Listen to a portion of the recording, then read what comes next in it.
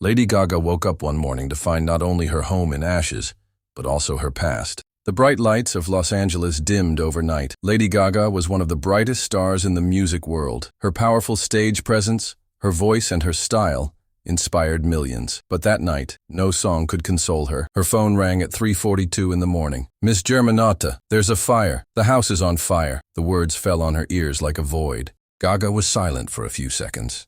Then she could only utter a single sentence. "Is anyone inside?" The answer was a cold no, but her heart still broke. Because that house was not just a building. It was a place of her memories, of her broken hopes, of the silences that inspired her. The old notebooks where she wrote her lyrics, the old tape recorder where she first heard her mother's touch on the piano. It was all there. That morning, Gaga waited behind the firefighter's tape, trying to hide her tears with her sunglasses. She was wrapped in a black coat. No one spoke next to her. A journalist mustered up the courage to approach. "Can we have a comment?" Lady Gaga looked up. Her eyes were still on the fire. A house can burn down, but some things rise from the ashes, and those words were the beginning of the story. Lady Gaga was alone in her hotel room. She didn't open the curtain. It was dim inside. On the table in front of her was a notebook, coal black around the edges.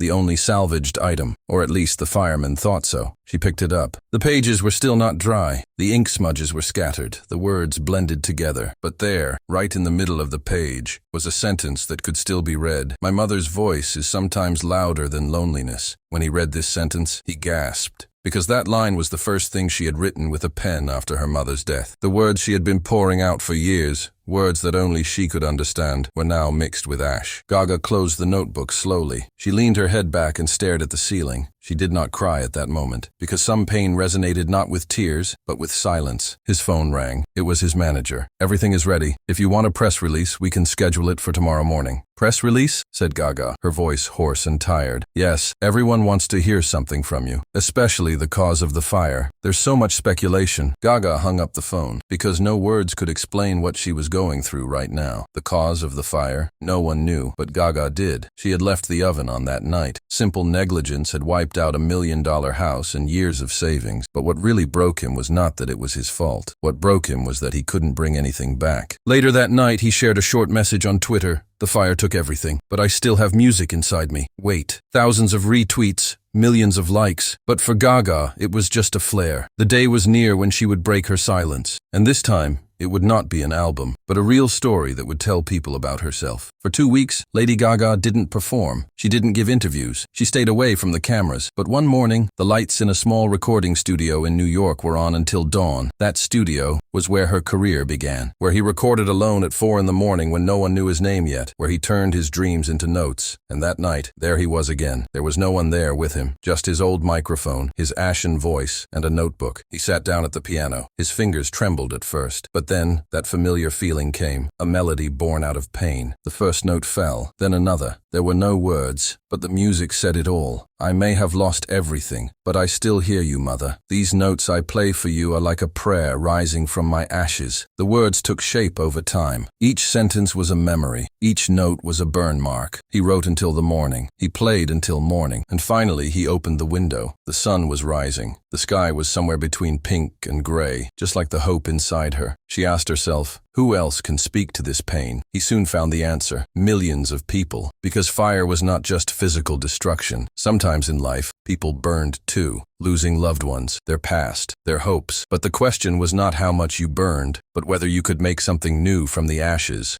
2 days later, a new video appeared on social media. Black and white, no music, just Gaga's voice. "I want to tell you something today. Yes, my house burned down. Yes, everything is gone. But I'm here, because in every ash, there's a song, and I found it. It's not just my story. It can be yours too." The video reached 18 million views in 24 hours. But for Gaga, the numbers didn't matter. A real transformation had begun. And this transformation would be hope, not just for her, but for anyone who would listen. The video Lady Gaga shared on social media not only went viral, but also sparked a new life from the ashes. One morning after that video, a simple message was posted on Gaga's official website. "We're starting something. It's called Ashes to Art." In a short time, the world's press made headlines. Lady Gaga is starting a new art movement after losing her home in a fire. Gaga's aim was to give a voice to people who had suffered fire, destruction, and loss, and to help them express their pain in creative ways. Every month, An outdoor event would be organized in different cities. Everyone would bring a memory, an object, or just a story from their heart, and turn it into music, poetry, or a drawing. First stop, San Francisco. When the stage was set up, Gaga was alone. A simple black jacket on her back, no makeup on her face. There was only a piano in the center of the stage, and around her, hundreds of people, holding small objects, photos, letters. When Gaga came on stage, she didn't raise the microphone. She didn't speak. She just sat and started playing that melody. That night, there were no lyrics, but thousands of people cried because everyone heard their own pain in those notes, his own fire, his own mother, his own past. Then he approached the microphone. If something is burnt, take the ashes and create something with it, because to create is to live. From that day on, Ashes to Art grew. People started organizing their own small events, not only in the US, but in different cities around the world. What one woman did after losing her home gave hope to thousands. But this story wasn't just about art. When a journalist asked Gaga, "Is this an awareness campaign?" Gaga just smiled. "No, this is the silent cry of those who want to be healed." When the San Francisco event ended, everyone was still silent. But it wasn't the silence of pain. It was the silence of respect, of understanding. After Gaga stepped off the stage, she mingled with the crowd. There was no security circle. He was no longer just a star, but an equal, a survivor. Just as I was about to turn back, a boy approached. He was about 8 years old, wide-eyed, holding a piece of paper drawn with charcoal. "This was our house," he said. "My mom told me to draw it so you can tell it without forgetting, but I just wanted to give it to you." On the paper was the silhouette of a burnt house, but in the top corner, a small sun had been drawn, an orange circle in the pitch-black darkness. Gaga leaned down and came up to the boy's eye level. "Why is that sun? Why is it there?" he whispered. The boy smiled. "Because my mother said, fire takes everything, but it can't take the morning." At that moment, Gaga's eyes filled with tears. In an instant, all the shadows of her past began to dissolve under that little sun. Her mother's voice, the burning notebook, those moments when she lost herself, they all took shape again in a child's sentence. Gaga took the paper and put it in his pocket. He leaned down and touched the boy's forehead lightly. "I promise," he said,